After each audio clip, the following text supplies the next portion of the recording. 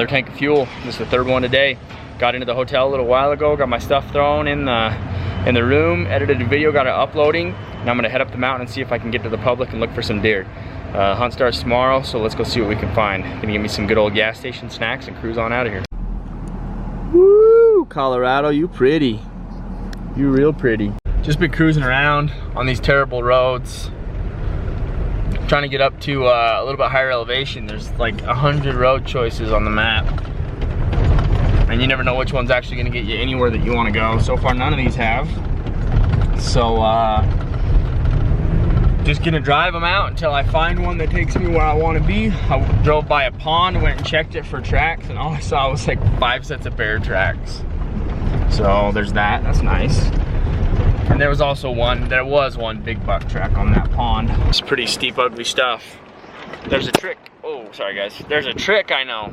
It's called don't go down anything that you can't come back up. And then worst case scenario, all you have to do is turn around. Whatever, we'll see what time I get out of here. I'm like 2 hours up in these lousy dirt roads. Don't go down anything you can't get back up. Sometimes I don't follow my own advice.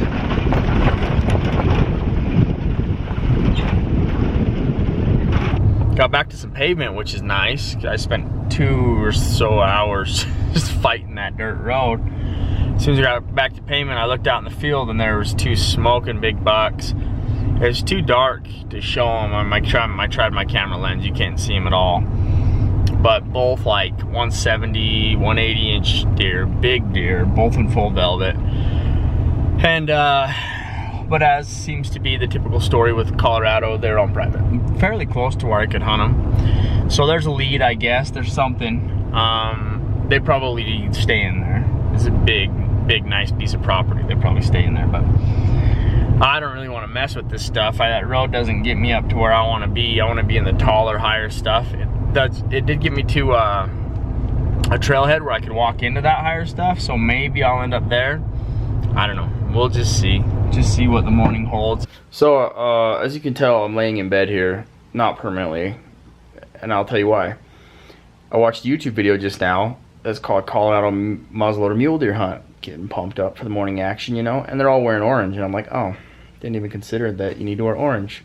And Troy didn't tell me.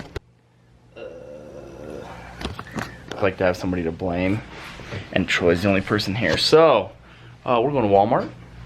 It's about 20 minutes away. We're gonna pop down there, but first we're gonna grab some Taco Bell because that's what you do.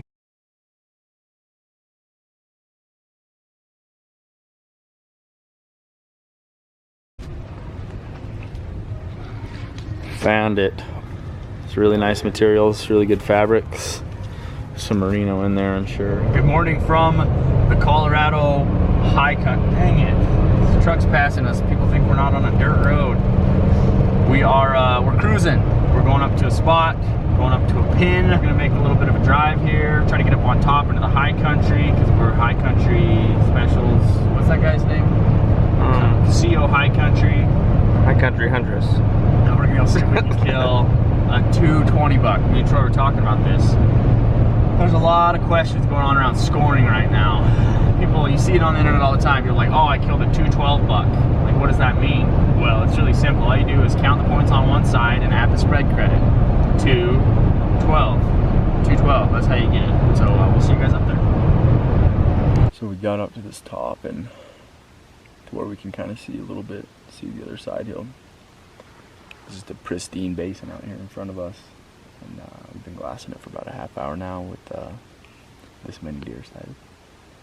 So we're obviously at the wrong elevation. I don't think we're too high. I still think we're a little bit low actually. The elevation here is not that high. So we'll probably pull down and glass off this other side for a little bit, and then we'll see if we can find a road that'll maybe get us a little bit higher. The road up in here was absolute garbage. Like, terrible. So hopefully we don't have to come in and out that way every day. Sun's just starting to peek over the hill. Maybe when it comes up it'll light up some big old bucks up on the side hill, I don't know, but pretty barren, pretty sterile, as I call it. It's pretty sterile.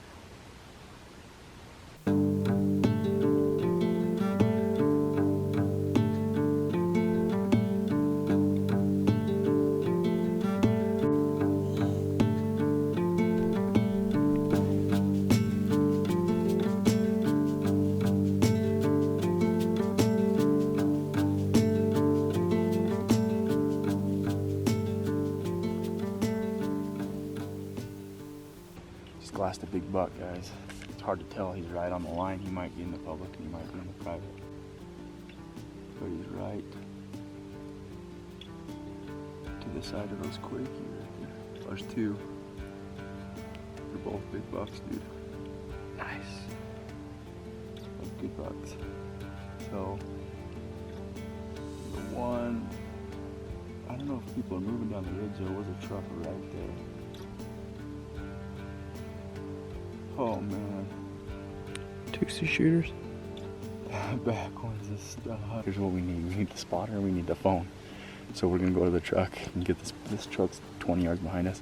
Get the spotter and the phone and figure out if we can put a move on these bucks or not, because I think they're both shooters.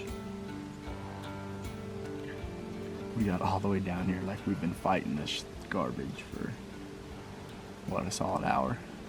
Yeah.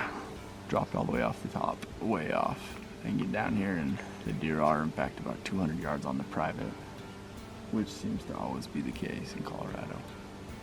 But that one better buck, I think Jesse got some phone scope of him. He's a solid deer, something we'd be super happy with. And when they started out, they were lower down the hill. But there's a chance we could catch him crossing. And then also coming across the side here, we jumped a little 4-point. It wasn't something that I'd want to shoot right now, but now we have to fight our way. It took us an hour to come down it, so how long is it going to take us to go up, Troy? I'm not a mathematician, but a half an hour. Yeah. Long walk off of there for nothing, but at least we saw a big buck. That's cool. We'll find the next one. Hopefully maybe it'll be in a little bit easier spot. Look, I don't care if it's easy, I just want them on public. Hike out of this beast. So we're about an hour plus into this hike up out of here. Steep. It's like easy when you're running downhill and there's a buck at the bottom and you're trying to get on him. You don't even feel it, but we went a long ways down and now we're going a long ways back up. We've got about 500 yards maybe to go to the truck. Then we can drink some cold beverages and go eat some breakfast. But it's always good when you can come to a new place you've never been before and get on bucks the first day, so we're not complaining, just sweating. You got me panting the entire time during that video. Hiked up out of that dirty sucker, and Jesse was nice enough to come pick us up on the road so that we didn't have to go all the way down to the end of the world. I'll probably just stop driving for filming. How about that? Anyway, we're gonna bounce off the top now. Literally, we're gonna bounce off the top and we're gonna go down. I'm gonna edit and upload this video, but I want to say thanks to Cody Adams. Cody, you're a stud, buddy. Appreciate it. Cody was one of the original purchasers of the Shedcrazy apparel when it came out in very limited editions back in the day. He's got the old school gear, so thanks, Cody. I appreciate it, bud. Also, I want to thank Kenneth Harrison, who bought some apparel.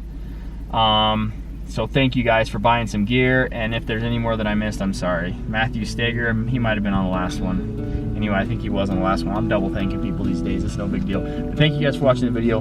Thank you guys for buying apparel. Thank you guys for supporting what we're doing. We're gonna go down and get this video up for you so you guys can have something to watch. We got some good footage of that buck. As you guys saw, I guess, that already happened. I'll cut this out. Thanks for watching, guys. We'll see you tomorrow.